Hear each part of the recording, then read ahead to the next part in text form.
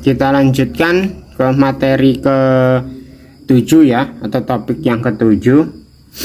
Ini akan membahas tentang gepeng, gelandangan, pengemis, pemulung, anak pemulung, anak jalanan. Pengertian: gelandangan, pengemis, pemulung, dan anak jalanan pada umumnya adalah orang-orang yang miskin secara materi, namun karena memiliki kebudayaan miskin, yaitu malas, mereka memenuhi kebutuhan hidupnya dengan menunggu belas kasihan orang lain dengan mengamen ataupun meminta-minta. Faktor penyebab: menurut para ahli sosial, penyebab adanya gelandangan, pemulung, pengemis, serta anak jalanan disebabkan karena krisis ekonomi yang berkepanjangan. Namun secara detail dijelaskan bahwa keberadaan gelandangan, pengemis, anak jalanan, pemulung ini disebabkan terjadinya kemiskinan lokal secara kultur maupun struktural.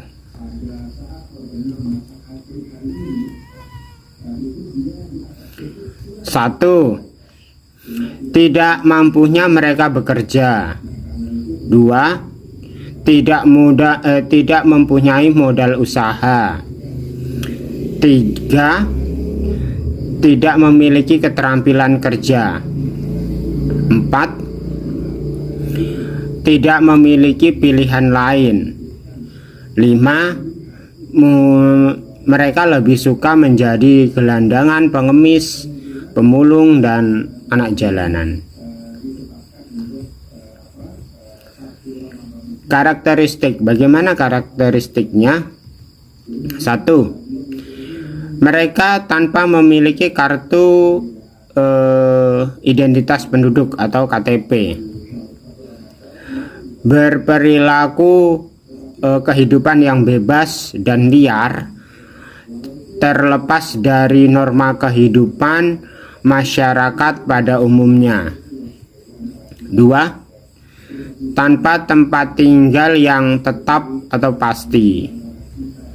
Tiga, tanpa penghasilan atau pekerjaan yang tetap.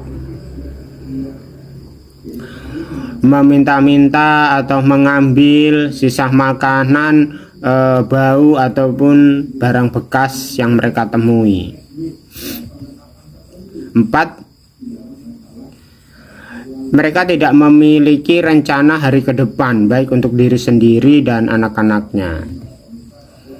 Lima, mata pencarian mereka tergantung kepada belas kasihan orang lain.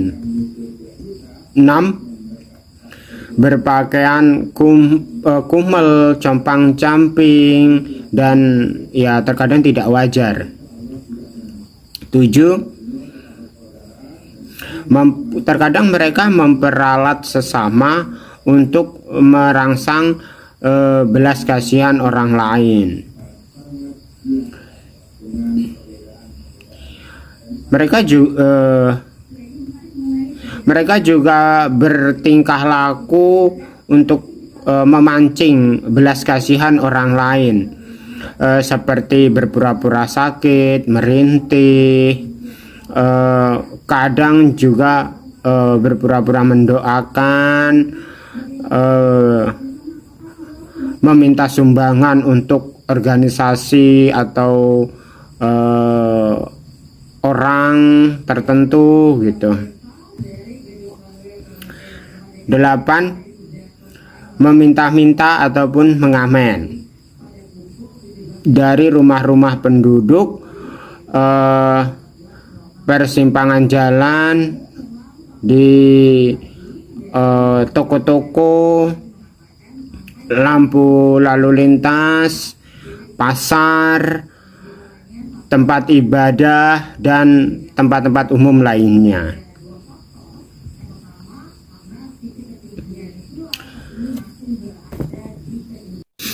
Kita masuk ke materi 8 atau topik 8, yaitu tentang korban bencana, kerusuhan, dan suku terasing. Pengertian adalah mereka orang-orang atau sekelompok orang yang menderita atau meninggal dunia akibat bencana alam, kerusuhan, korban perang yang terjadi di suatu daerah, dan warga negara dari suatu daerah yang terpencil atau terbelakang serta masyarakat adat yang terpencil. Faktor penyebab. Apa saja faktor penyebabnya? 1. Banjir, gunung meletus, tsunami, longsor, kekeringan. Ya, ini sudah umum ya yang terjadi kalau bencana alam seperti ini. Banjir setiap musim hujan, di kota-kota besar sering terjadi banjir. Bahkan sekarang pun di daerah-daerah juga banyak sekali banjir karena pembabatan hutan yang berlebihan untuk dijadikan perkebunan dan sebagainya. Dan ini juga akan berakibat menjadi tanah longsor gitu. Kalau gunung, tentu Indonesia Gunung Merapi ini banyak sekali. Yang terbaru kemarin adalah Gunung Semeru yang meletus, meluapkan abu vulkanik. Dan gunung-gunung aktif api di Indonesia ini juga lumayan banyak gitu. Untuk tsunami, kita tentu masih ingat tsunami di Aceh yang dulu sangat menghebohkan dunia karena setelah adanya gempa tektonik, lalu muncullah tsunami yang menewaskan banyak sekali korban jiwa. Kekeringan juga ini menjadi suatu permasalahan, lebih-lebih di daerah Indonesia Timur, di Nusa Tenggara itu kalau sudah masuk masa kekeringan di sana sangat kekurangan air. Yang kedua adalah kerusuhan, konflik, perang. Ya, ini yang paling menarik yang barusan dan masih saja terjadi adalah konflik perang di luar negeri, yaitu Rusia dan Ukraina yang melibatkan banyak sekali negara NATO dan beberapa negara lainnya. Dan ini juga berakibat pada naiknya sumber energi, terutama adalah minyak dunia yang mengalami kenaikan yang cukup luar biasa. Di Indonesia pun juga sekarang masih ada konflik di daerah Papua dengan KKB, kelompok kriminal bersenjata, juga masih dalam pengupayaan untuk meredam itu semua. Bahkan konflik-konflik juga sering terjadi antar kelompok, antar desa. Di dalam berita-berita kita juga sering terjadi perang atau tawuran antar suku. Bahkan kalau dulu yang sempat viral, kalau masih sekarang viral ya, kalau dulu itu sempat menghebohkan adalah perang sampit antara suku Madura dan suku Dayak di Kalimantan. 3. Menutup diri dari dunia luar, tidak mau menerima perubahan, komunikasi yang sulit, dan masih mempertahankan adat istiadat nenek moyang. Ini biasanya untuk suku-suku masyarakat terpencil ya. Suku anak dalam itu juga masih seperti ini, masih mempertahankan kebudayaan mereka. Jadi mereka tidak tersentuh dengan, bukannya tidak tersentuh, belum, karena mereka juga tidak mau menerima modernisasi gitu. Jadi walaupun seperti itu, suku-suku di Indonesia yang masih katakanlah terpencil atau masih belum tersentuh dengan dunia luar, ini juga suatu kerukunan ataupun keanekaragaman budaya kita, dengan mereka masih mempertahankan adat istiadat, kebudayaan yang mereka bawa dari nenek moyang sampai sekarang. Karakteristik, bagaimana karakteristiknya? Satu, mengalami trauma baik fisik maupun mental. Terkadang korban kerusuhan, korban perang, korban bencana alam ini banyak yang mengalami terserang psikisnya. Kalau zaman anak sekarang nih kena mental gitu ya. Jadi traumatik gitu dari suatu kejadian yang mereka anggap ini mengerikan gitu. Dua, masih terisolasinya dari dunia luar. Nah, ini biasanya untuk suku-suku asing atau suku adat pedalaman ini masih terisolasi, atau mereka sendiri yang belum menerima budaya modernisasi gitu. Ya, kalau dibilang terisolasi juga karena akses mereka itu untuk disentuh juga jauh, karena terkadang adat-adat suku pedalaman ini mereka itu membuat pemukiman atau tempat tinggal mereka juga kadang berpindah-pindah jauh di dalam hutan seperti itu.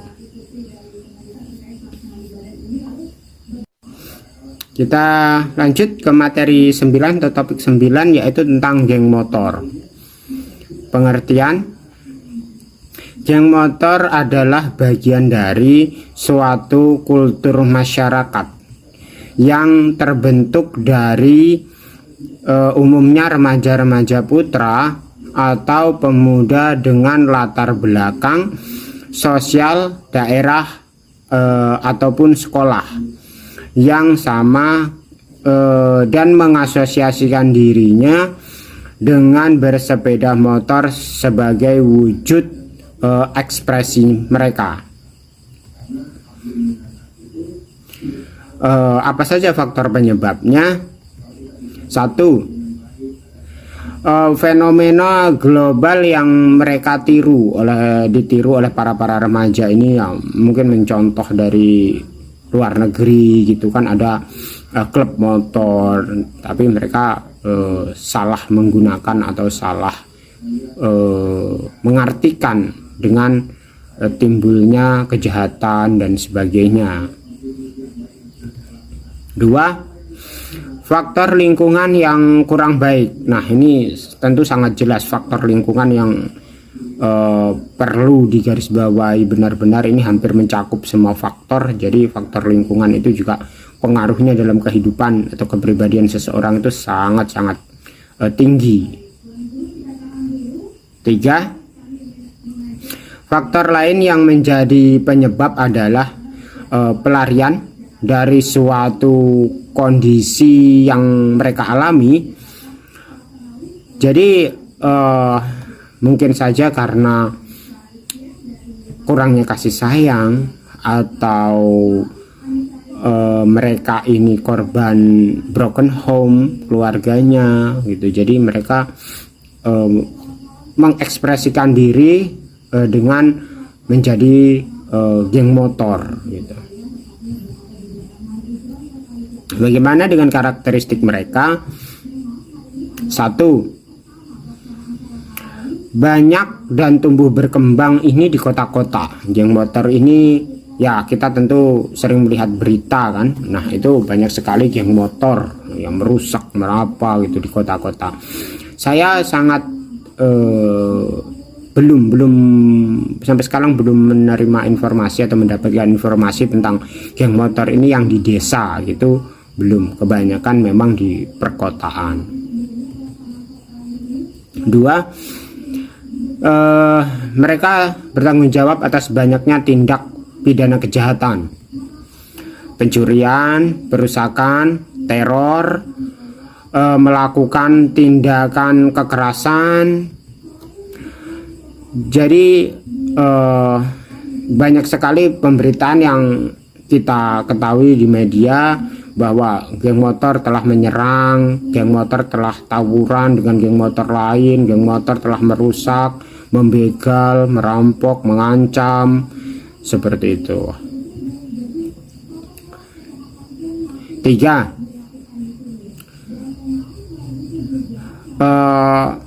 Mereka ini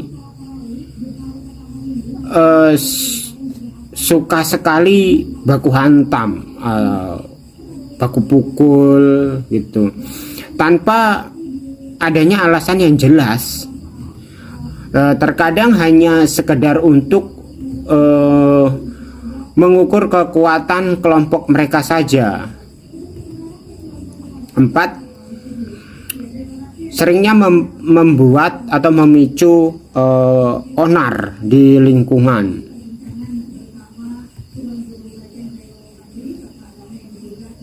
Jadi untuk geng motor ini karakteristiknya seperti itu. Jadi bisa dibilang klub motor kalau mereka itu punya pertanggungjawaban yang jelas. Tapi kalau geng motor setahu saya adalah udah arahnya tuh negatif. Jadi banyak kegiatan mereka tuh yang berbau-bau negatif, kebanyakan seperti itu.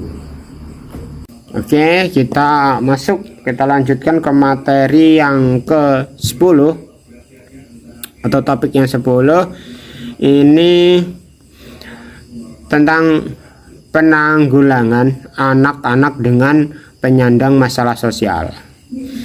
Kita dari materi yang pertama hingga ke-9 tadi sudah menjabarkan, menjelaskan, dan kita pahami bersama tentang banyaknya permasalahan sosial yang dihadapi. Nah, bagaimana sekarang di materi ke-10 ini cara kita untuk menanggulangi permasalahan sosial yang ada? Ada 3 cara atau 3 penjelasan di sini yang akan saya jelaskan. Yang pertama adalah tentang preventif atau pencegahan. Kita bisa mencegah atau memberi pencegahan dengan cara menjadi relawan. Saya rasa dengan kita menjadi relawan, kita bisa membantu dalam segi pendidikan, baik secara akademik, keterampilan, atau minimal kita menjadi orang yang peka, peduli dan jeli dengan permasalahan sosial di lingkungan kita yang ada. Bisa juga kita memberi sedikit bantuan materi, asalkan kita mampu dan mempunyai materi tersebut. Ya, apa salahnya kita berbagi dengan sesama yang membutuhkan.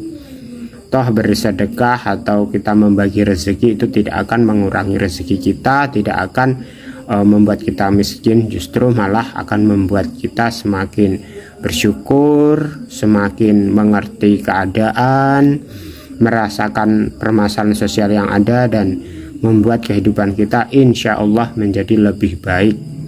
Dan Allah juga pasti akan senantiasa menjaga kita lahir dan batin. Yang kedua adalah kuratif atau kegiatan. Kegiatan apa saja yang bisa kita lakukan dalam membantu menanggulangi pencegahan permasalahan sosial?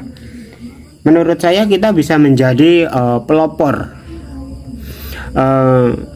menjadi pelopor dari lingkungan tersebut, lingkungan yang memiliki banyak sekali permasalahan sosial. Kita juga bisa menjadi orang yang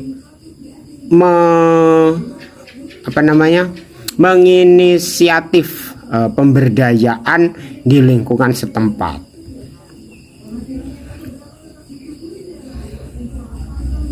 Yang ketiga adalah prognosa. Kegiatan harapan kedepannya mau seperti apa? Kita tentu mengharapkan dengan kegiatan yang ada dapat menurunkan tingkat atau angka kemiskinan yang ada dan permasalahan sosial yang timbul di sekitar kita. Namun yang harus kita ingat adalah masalah individu dengan masalah sosial itu berbeda. Masalah individu itu bisa kita selesaikan secara mandiri atau secara sendiri, itu bisa. Sementara masalah sosial itu tidak bisa, kita harus menyelesaikannya secara kolektif, bersama-sama dengan anggota masyarakat yang lainnya, dengan kerjasama dan rekayasa sosial seperti aksi sosial, kebijakan sosial, penanganan sosial, kegiatan sosial, dan juga bisa dengan sanksi sosial. Mengapa demikian? Karena penyebab dan akibat dari masalah sosial tersebut itu multidimensi, di mana ini semua menyangkut masyarakat dan banyak orang yang terlibat di dalamnya.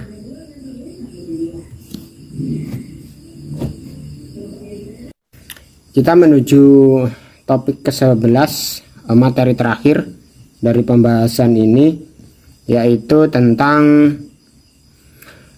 layanan pendidikan bagi anak-anak penyandang masalah sosial.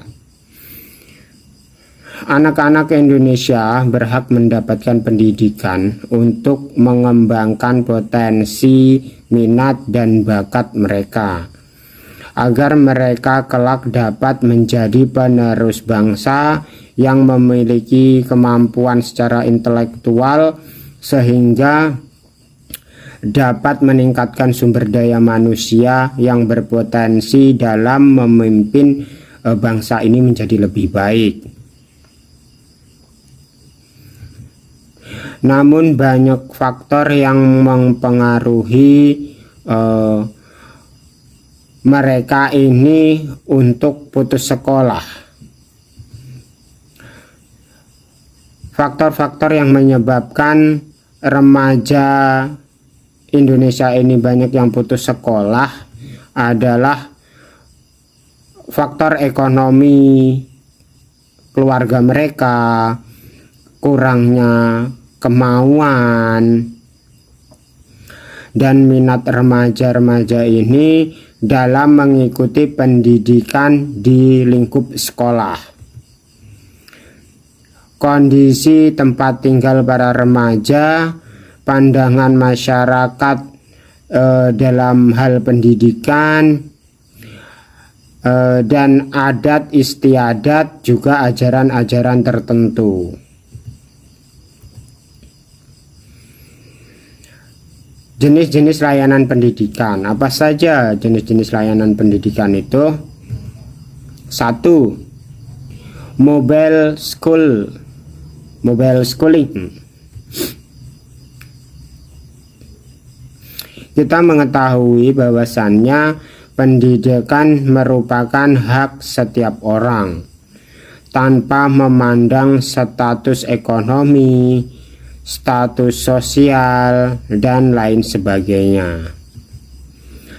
Oleh karena itu pemerintah, baik pemerintah pusat, pemerintah daerah, harus dapat berupaya mengadakan atau menyiapkan fasilitas yang dapat memenuhi pendidikan dan dapat dinikmati oleh seluruh lapisan masyarakat tanpa terkecuali. Pemerintah daerah telah dapat menyelenggarakan bentuk layanan pendidikan secara formal, yaitu pendidikan yang dilaksanakan di tempat, yang telah disediakan seperti sekolah umum. Namun bagaimana dengan bentuk layanan pendidikan non-formal? Layanan pendidikan non-formal dapat diartikan sebagai bentuk layanan pendidikan di luar jalur formal.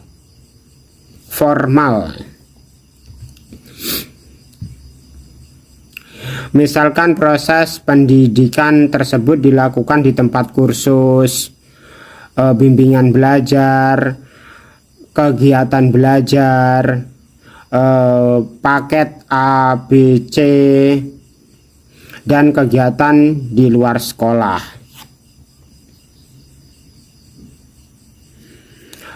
Model-model layanan pendidikan non-formal ini biasanya terselenggara di sebuah tempat yang sifatnya menetap.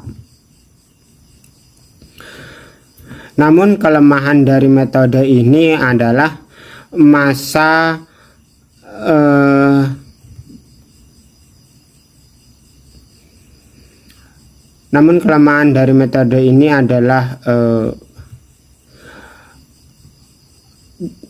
banyaknya masyarakat yang belum tersentuh pendidikan dan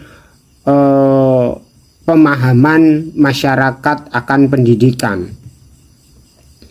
Oleh karena itu, dibutuhkanlah cara-cara yang kreatif dari pihak-pihak yang berwenang untuk mengatasi permasalahan ini.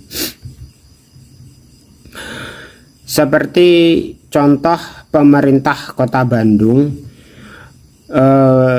itu telah menemukan cara yang kreatif untuk menanggulangi masalah seperti ini dengan menggunakan pola pendidikan bergerak untuk kebutuhan layanan pendidikan bagi masyarakat yang terpinggirkan. Konsep yang ditawarkan pemerintah Kota Bandung dengan mobil school. Dengan konsep ini diharapkan agar seluruh warga yang belum tersentuh pendidikan dapat menggunakan fasilitas tersebut tanpa mengeluarkan biaya peser pun, karena mobil school ini operasionalnya sudah menggunakan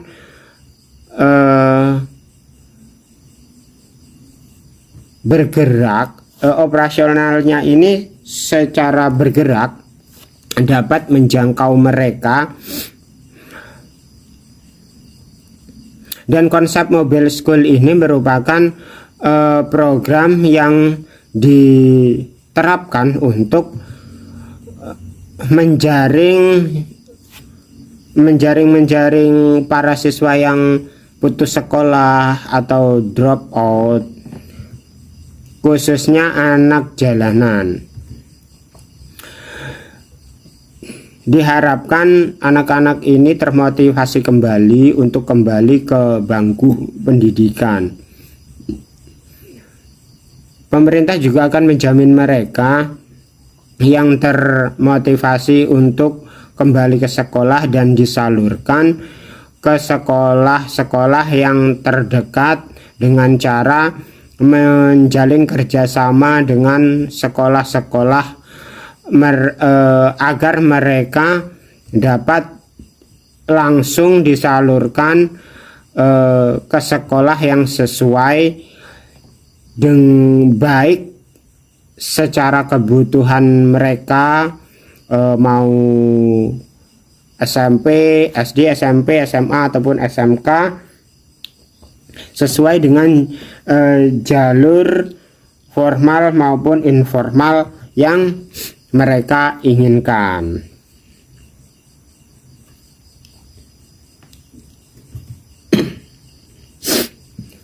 Yang kedua adalah homeschooling adalah sebuah jalur pendidikan berbasis keluarga dan lingkungan non formal. Segala kegiatan ini dilakukan dari rumah dan di bawah pengarahan keluarga ataupun orang tua. Juga tidak dilaksanakan di tempat formal lainnya. Beragam alasan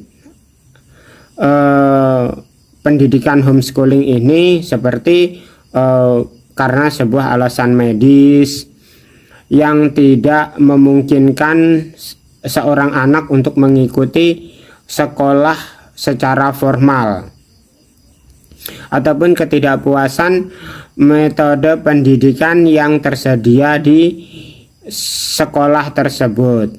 Bahkan juga ada yang meyakini bahwa anak tersebut tidak dapat mengembangkan minat dan bakatnya di sekolah umum. 3. Pendidikan keterampilan. Pendidikan keterampilan adalah pendidikan yang diberikan kepada anak agar anak ini memiliki kemampuan dalam hal membuat atau menciptakan sesuatu. Untuk melakukan kegiatan ini yang baik, untuk kegiatan di lingkungan membuat atau menjadikan sesuatu hal atau barang seperti barang-barang kerajinan bermanfaat untuk memenuhi dan diharapkan bermanfaat untuk memenuhi kebutuhan mereka, seperti contohnya les memasak, les musik, les melukis, les menari, dan sebagainya. Dan diharapkan di kemudian hari dapat berguna bagi kehidupan anak-anak tersebut. Juga masyarakat sekitarnya juga dapat merasakan manfaat dari keterampilan mereka. 4. Kejar paket ABC. Nah,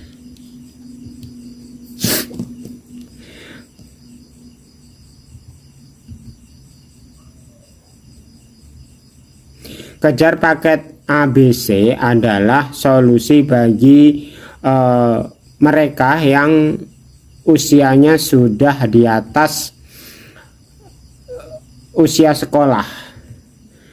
Namun mereka juga anak-anak yang masih berusia sekolah ini bisa, atau yang putus sekolah atau yang tidak melanjutkan sekolah karena suatu hal,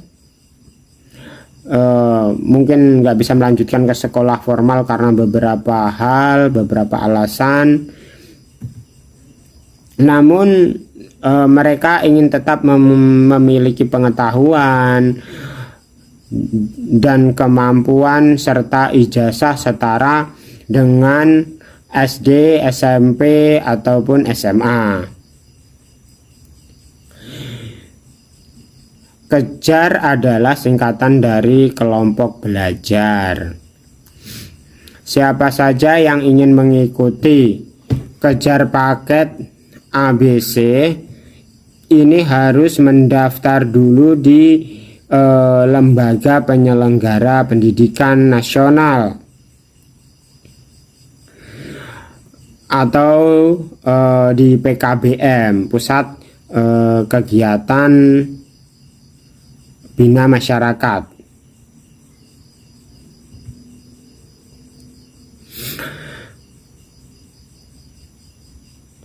Nah, PKBM yang resmi yang terdaftar di pendidikan nasional nantinya bisa mengikuti kegiatan ujian nasional dan nantinya bisa mendapatkan ijazah yang diakui oleh negara.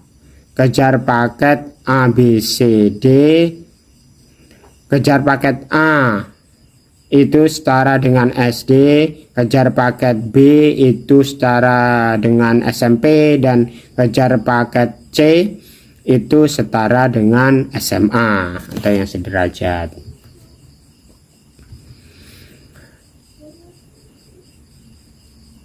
Lima, pendidikan nilai dan sikap. Pendidikan nilai dan sikap efektif erat kaitannya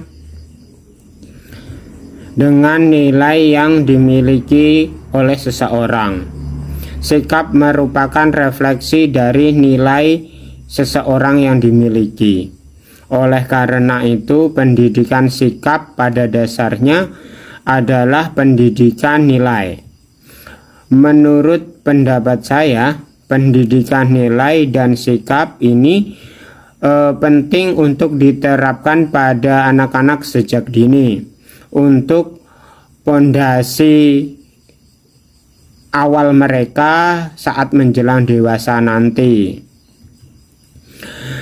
baik dalam bertindak, bersosialisasi, berkomunikasi, dan bermasyarakat. Masalah yang terjadi di Indonesia saat ini adalah banyaknya produk manusia yang secara intelektual cerdas, namun secara karakter mereka kurang, dan kurang juga memiliki moral yang baik.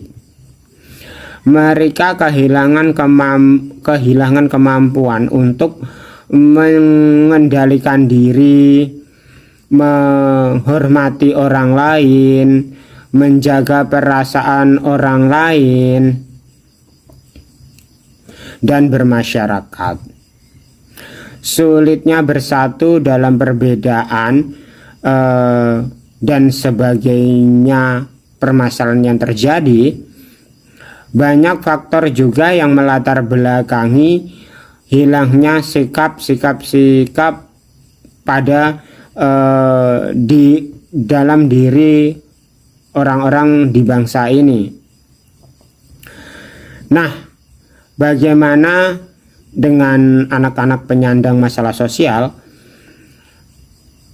Sedangkan saja mereka yang tidak mengalami atau termasuk dalam penyandang masalah sosial seperti itu,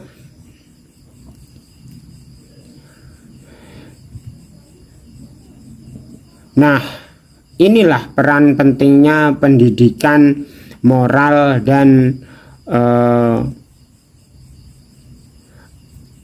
nilai. Inilah peran penting pendidikan moral dan nilai sikap bagi anak-anak penyandang masalah sosial.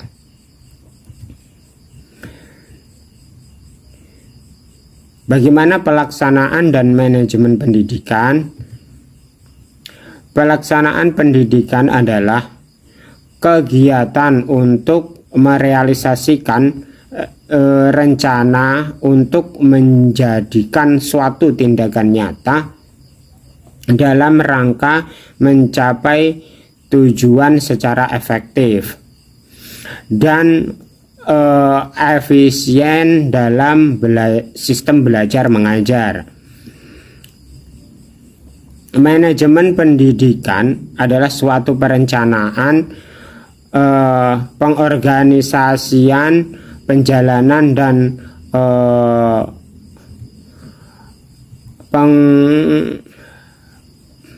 pelaksanaan serta pengawasan dalam mengelola sumber daya yang mana kala itu dapat berubah menjadi money, metode, mesin, serta market. dan segala hal untuk mencapai tujuan pendidikan yang efektif dan efisien. Untuk mewujudkan hal tersebut tentu membutuhkan sebuah rancangan dan perencanaan yang matang sebelumnya.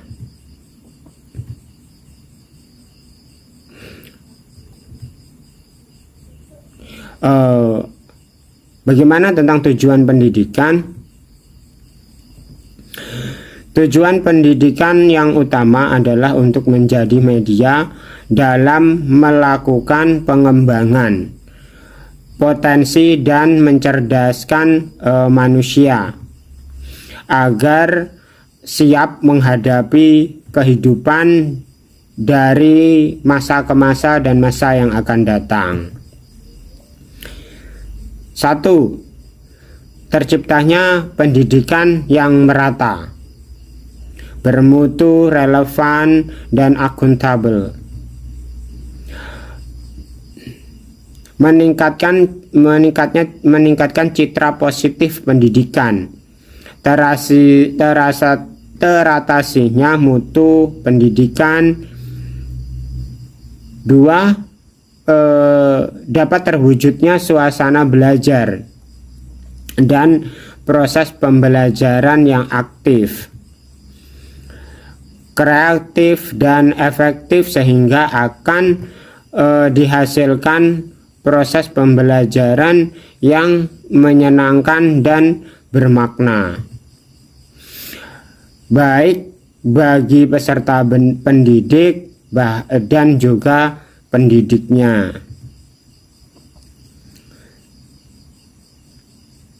3. Dapat dilakukan identifikasi kelemahan dan kekuatan, peluang dan perencanaan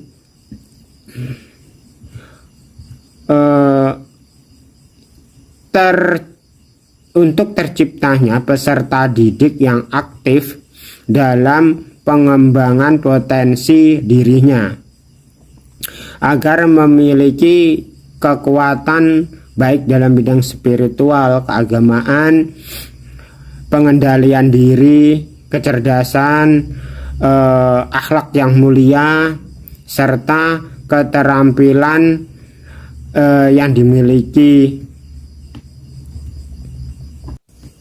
Bagaimana dengan tindak lanjut pendidikan? Tindak lanjut dan evaluasi program adalah salah satu komponen manajemen program yang sesuai dalam program bimbingan dan konseling.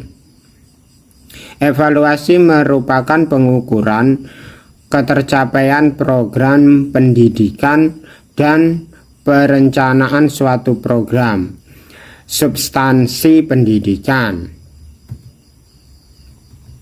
Oke, itu tadi materi yang bisa saya paparkan terkait pendidikan anak dengan masalah sosial.